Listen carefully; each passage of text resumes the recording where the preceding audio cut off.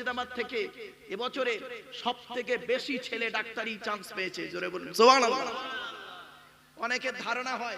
অনেকের ধারণা হয় মুর্শিদাবাদে শুধু লেখাপড়া ওরা ভালো করে না, মুর্শিদাবাদের লোক খালি রাজমিস্ত্রি আর জোগাড়ের কাজ করে। ওরে বোকা, রাজমিস্ত্রি না থাকলে তুই ঘরটায় থাকবি কি করে?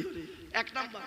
আর দুই নাম্বার হলো, তোমরা মুর্শিদাবাদকে মনে করো লেখাপড়ায় পিছিয়ে, না না না, এবছরে পশ্চিম বাংলার সব থেকে এই মুর্শিদাবাদ থেকে প্রচুর ছেলে ডাক্তারি চান্স পেয়েছে। ভাবতে পেরেছেন? এজন্য খুব ভালো লাগলো, এই জন্য এই আলোচনা করলে এরা বুঝতে পারবে। তাই আপনাদেরকে বলছি বাবা, আমার ওয়াজ শুনতে গেলে একটু ব্রেন থাকা দরকার, একটু লেখাপড়া হলে খুব ভালো হয়। চলেন। চালনি একদিন সূঁচকে বলছে, এই তোর পিছনে ছিদ্র কেন রে? তা সূঁচ কি উত্তর দেবে? বুঝতে পারেননি প্রশ্নটা?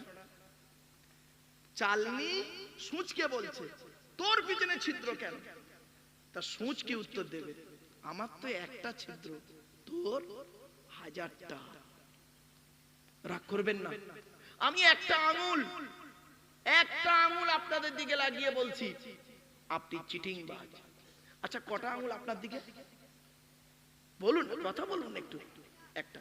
আর তিনটা আঙুল কোন দিকে? নিজের দিকে, মানে টিবিল চিটিংবাজ। বাড়ি থেকে ভাববেন, বাবা মাইকের সামনে এসে কিছু বলে দেবার নাম বক্তা নয়। মাইকের সামনে এসে কিছু বলে দেবার নাম বক্তা নয়। তিনটে জিনিস কোনো দিন ব্যাকে আসে না, সব সময় সামনের দিকে যায়।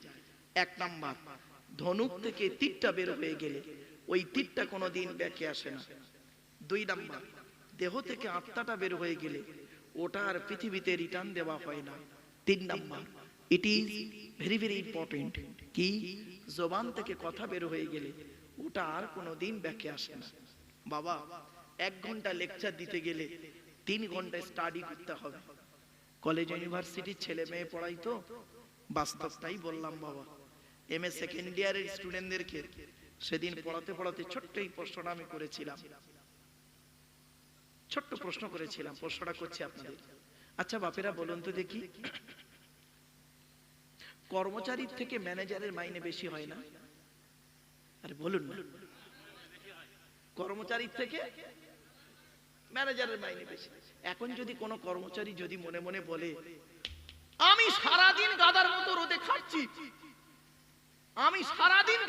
রোদে খাটছি, আমার মাইনে মাসে 15,000 টাকা, আর ও ম্যানেজার, ও 4 চাকা গাড়ি নিয়ে